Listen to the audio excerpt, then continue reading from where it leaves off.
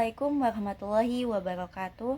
Perkenalkan, nama saya Nabila dari kelas 3B Ilmu Komunikasi.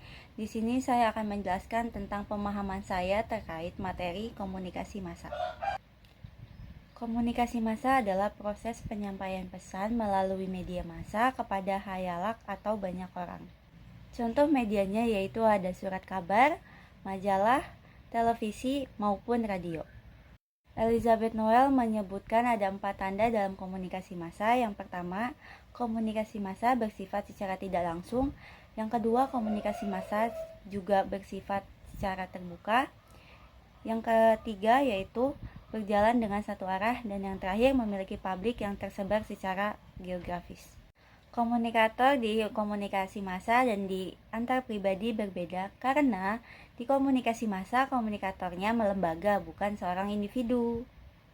Contohnya yaitu ada penerbit buku, penerbit surat kabar, stasiun radio, dan stasiun televisi. Fungsi utama dari komunikasi massa yang populer itu ada 4. Yang pertama, menginformasi. Yang kedua, mendidik. Yang ketiga, menghibur. Dan sebagai kontrol sosial. Lalu di komunikasi massa juga ada efek. Efek itu adalah perilaku seseorang atau perubahan dari seseorang setelah menerima pesan. 3 efek dalam komunikasi massa. Yang pertama ada kognitif, yaitu pengetahuan. Yang kedua afektif, perasaan atau emosi setelah menerima pesan. Lalu yang terakhir ada efek konatif, yaitu perilaku atau sikap seseorang setelah menerima pesan.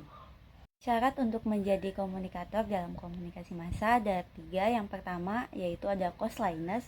Komunikator harus mempertimbangkan biaya yang harus dikeluarkan. Lalu ada complexity, di mana komunikator harus siap bekerja dengan proses yang panjang dan juga rumit. Lalu ada kompetitif, di mana komunikator harus memiliki strategi untuk berlomba-lomba menarik perhatian banyak khayalak. Ada juga quotes and content. Simpelnya, quotes adalah tampilannya atau visualnya seperti kata-kata, terus ada foto, musik, dan sebagainya. Sedangkan konten adalah isi dari pesan tersebut yang disampaikan melalui quotes. Lalu, komunikasi massa juga dikendalikan oleh gatekeeper, yaitu pihak internal yang bertugas atau berwenang untuk menentukan berita mana yang cocok untuk disiarkan atau pantas untuk disiarkan.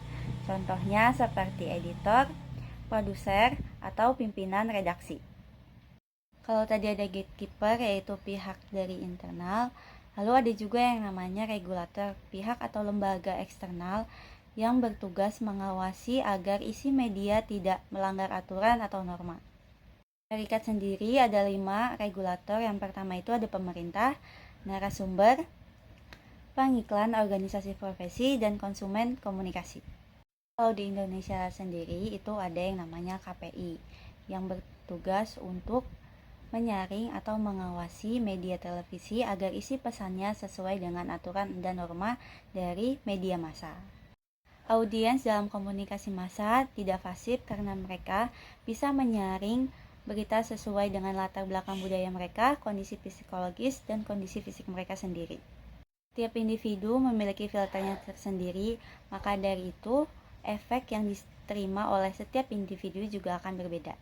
Dalam komunikasi massa ada juga yang namanya etika, yaitu tuntutan atau tanggung jawab dari seorang jurnalis atau pelaku media, di mana mereka harus menjaga kebenaran berita, objektivitas, dan berperilaku adil kepada semua pihak. Kemudian ada namanya model komunikasi. Yang pertama itu ada one step flow, two step flow, dan multi step flow. Kedua tahap sangat menyoroti penting peran opinion leader, yaitu orang yang berpengaruh dalam menyebarkan pesan kepada lingkungannya. Dalam komunikasi massa juga ada hambatan, yaitu antara lain hambatan dari latar belakang budaya, bahasa, pendidikan, dan juga masalah teknis. Secara keseluruhan, kesimpulan dari materi komunikasi massa adalah proses penyampaian pesan melalui media massa kepada khayalak luas. Proses ini melibatkan komunikator yang melembaga, media, pesan, dan audiens yang beragam. Jadi segitu aja kesimpulan dari saya, kurang lebihnya mohon maaf. Wassalamualaikum warahmatullahi wabarakatuh.